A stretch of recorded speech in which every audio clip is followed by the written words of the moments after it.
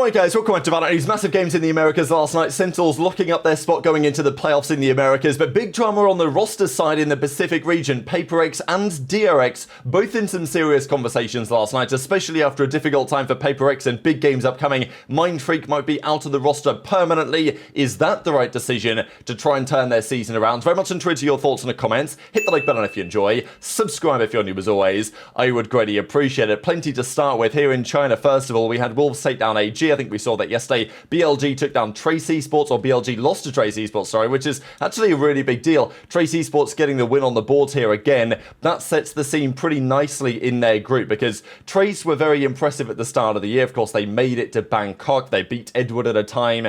Then they fell off a little bit, but they won the Haven 13-4. They lost the Ascent 13-5, and then they won the Split 13-1. So a very confusing series, really, where every single map was absolutely dominant one way or the other. But that was enough for Trace to get a pretty crucial victory because that put them at 3-2, and to be fair, it may not have mattered anyway, right? Because Gen.G were already at 1-4, but at least it gives them some good confidence and it prevents Billy being the #1 seed to GI Gaming get that honour instead in Group Omega. And in the other group, we have TEC currently at 1-0, and looks like it's going to be a 2-0 against Nova Esports. This is a pretty big turnaround from Titan Esports Club. They weren't starting the stage particularly well. Of course, that's RB's team that he's come over there with as well. So this would get them to 3-2. Nova will be fine to qualify regardless, but if they do close out this series, a 3-2 dub would be big. And then, of course, it puts DRG, FPX under some level of pressure. But I guess in that case, because FPX have already got the win, but I guess in that case, because DRG have the head-to-head tiebreaker over FPX right now, then FPX effectively needs to beat Edward in order to qualify, which, yeah, would be quite the storyline too. And then, of course, that would knock Dragon Ranger Gaming down. So, yeah, big series in the Chinese region. It's pretty interesting how Group A has really come down to the wire here. But this was that series that we talked about yesterday, DRX versus Boom Esports. And, I mean, like, 3 big booms in the chat because Boom Esports got the job done again. These guys have been on fire lately, and it's actually such a cool story. I mean, we talk about it almost every week, I feel like, at this point, how Boom are making some progress. But they took down DRX. Of course, the notable thing for DRX here is the roster they were running with for this particular series, right? I mean, they had Freeing in the team. They had Bayon still there, of course. I mean, it was a crazy overtime. They won on the Haven in the end. We saw a little bit of that map unfold. And then the Ascent was 13-8, though, back the other way.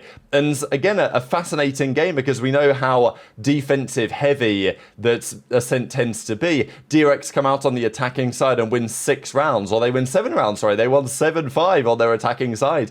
They would surely have felt incredibly confident they could close it out on the defense, but they didn't. They got slammed, and Boom Esports got the job done. So pretty amazing series. But obviously the notable thing here was that they were not playing with Flashback, right? Flashback was out of the team for this series, DRX, and, you know, certainly a decision of all time. And it's fascinating to think where this goes next because there have been plenty of teams, I mean, for years now, but certainly in the Pacific, playing around with these 6-man rosters. And it seems like it may, you know, be a similar story for DRX, and whether it's going to work out for them, exactly what's going on there is pretty interesting. There have been some theories about it. Obviously, Boom are saying, wow, maybe we're going to make it to Toronto, right? Because they're killing it right now. I mean, we could just have a look at the groups real quick. Boom Esports, look at that. 4-0, topping the group in Group Alpha right now. Amazing scenes, and we'll see the other games unfolding here in a second. But on the DRX camp, it was interesting. So there was talk about this, that a couple of days ago, Flashback came to the team and asked for a personal leave of absence. Without any practice, we had to make the sudden change. As a head coach, when you suddenly get a request like that out of the blue, it's extremely difficult for our coaching staff and the players as well. There was some sensitive information that we can't exactly detail out today. So, yeah, very interesting, right? Wishing the best for Flashback, whatever's going on there, but it does seem like that this was not a change that they wanted to necessarily make, that Flashback is out, but, you know, for personal reasons, that's how it's going to be, and it's probably going to affect their ceiling right now, and certainly means that they will need to find a way to resolve a couple of these issues that they had in that series against Boom yesterday, but not to take anything away from Boom Esports and their performance. The other big roster drama is on the other RX team, and that, of course, is PRX, because it looks like Mindfreak might be gone. Because an interesting clip was coming out last night here. So Mindfreak was in the background of this clip and he mentioned how his Biznet, which is effectively like Indonesian networking company, was down and having issues. So people put 2 and 2 together and said, okay, hang on a second, well, if he's using Biznet, then he's back in Indonesia, Jakarta, where, of course, he's originally from. So, people also talking about it on his stream as well. So it looks like, yeah, this is like Mindfreak is back home, basically, and he's no longer with the team in the championship. So, yeah, it looks like PRX have made the change and they've committed to the move. And this was the rumor, right? When they first signed Patmen, the rumor was that it was either going to be Mindfreak or it was going to be Jing who were going to get kicked out of the team. And it didn't seem like it was ever going to be Jing to me, just because, Jing, he's been up and down. I don't think maybe he's the player that they quite need, but he is from Singaporean team. It just doesn't really seem like that was going to change, but it seems like Mindfreak is the man to go, and he's now gone back home. I mean, is that the solution? I'm not so convinced. I mean, Mindfreak at least had a pretty stable spot and role on the team.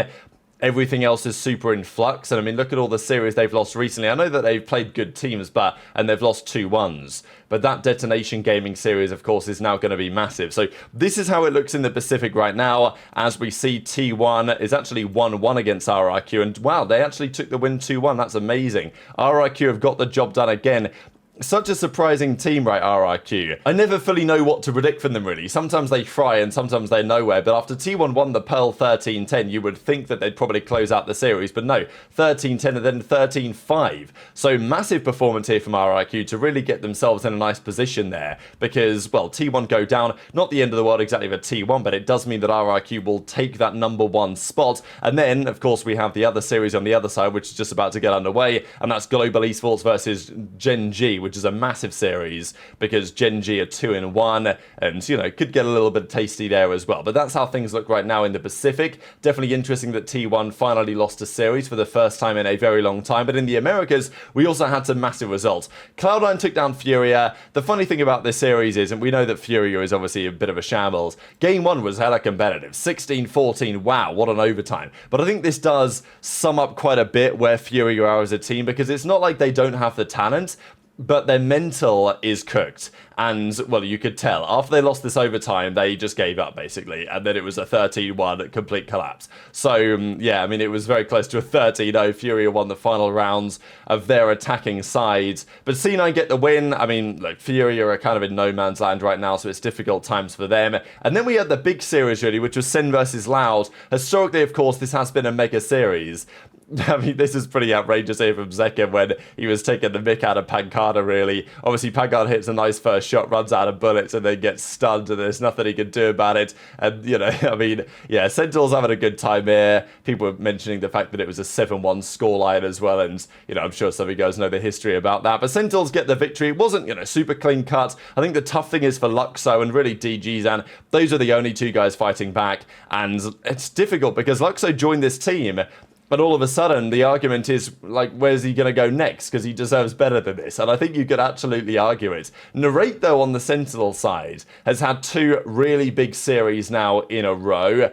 And that is promising because it was probably like, 2-3 weeks ago we were saying that Narrate was the man who was meant to really deliver the performances this season for Sentinels. With the changes they made, he had to be really the guy I thought that stepped up this season as another star player alongside Zekken. And he's done that over the last couple of series. So Sentinels won the split, which they almost always do. They then lost, to be fair, to Loud's Lotus, a 13-11, a close one. Narrate on their Teho, but was matched quite well by DG Zan on the Neon on the other side. But then in the end, the Haven was a 13-5 and Sentinels got over the line. So, yeah, congrats to Sentinels, a clean 2-1. That puts themselves in a great position, of course, for the playoffs. We'll see what that looks like here in a second. As Zekken says, referencing that clip, sometimes you just got a backwards B-hub up the stairs. It just is what it is. Bank says, look, not his best match, which it wasn't. He had his moments, for sure. He had a nice moment in there with a nice little clutch. But, yeah, as a team, they pulled through the series. So 2-1 for Sentinels. Loud, it's pretty much over now for them. We'll have a look how things look. Yeah, 0-4 for Loud. I actually am not sure that it's impossible yet for Loud. I think they maybe still can qualify, which is kind of crazy, but their round differential isn't that bad. Loud, of course, it's completely over. I mean, for Loud, we know, or for Group Omega, we know that it's G2, it's C9, it's MIBR, and then it's whoever wins that final series, Lev versus NRG. That's what matters there. But if EG were to lose to Crew, and 2G were to lose to SEN, and Loud were to beat EG, we would have 4 teams at 1-4, which maybe still makes it possible, actually, because Yeah, so no names available did the analysis on this and says, yeah, Crew, 100T, SEN, they're guaranteed. If EG win one of their 2 games, they guarantee the 4th spot anyway because they've got the head-to-head. But if you're Loud, if EG lose their game and then you lose and then 2G lose their game, then it would go to map differential. So it is still possible for Loud to actually qualify, which is kind of remarkable. And just to close out with a couple of Scrimbux here, T1 or TL, sorry, have 50-1 on somebody. So I thought that was pretty interesting. And this was just a little notable. I don't know, of course, who Vitality were playing here, but Vitality were down 12-5. And it's just interesting, right? Because Vitality, they look so good at the start of the season, then of course things have fallen off a cliff to some degree, and maybe that's continuing, just some evidence of scrims. And then of course we had NRG playing Ixolos Laser, that very impressive team from Latin America, and they were 10-6 up on NRG. So just a couple of things to keep an eye on, but very much enjoyed your thoughts on all of this stuff in the comments below. Hit the like button if you enjoyed, subscribe if you're new, take care, and I'll see you next time.